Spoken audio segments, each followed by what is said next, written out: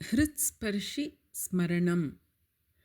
पूर्वं कदाचन अस्माकं क्षालनयन्त्रम् अकस्मात् भग्नं जातम्। अहं विलपन्ती अहो प्रपञ्चस्य विनाशः प्रवृत्तः एव इति अचिन्तयम्। किन्तु वस्त्राणि अवश्यमेव क्षालयितव्यानि। अतः मम हस्ताभ्यां क्षालनम् आरब्धवती।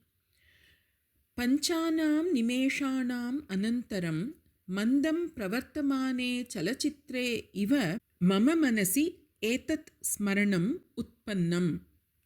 बालाः अभवाम।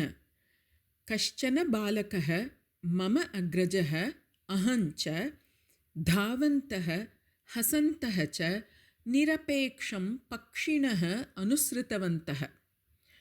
प्रतिवेशिनी वयोवृद्धा वितर्द्याम् उपविष्टा अस्मान् पश्यन्ती नवजाताय पौत्राय शिरस्त्रं पादत्राणञ्च अवयत्।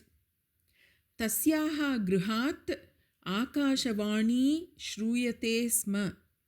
अन्यत्र गीतं गायन्तीम् आनन्देन वस्त्रं क्षालयन्तीं च मम मातामहीम् अहं दूरात् अवलोके।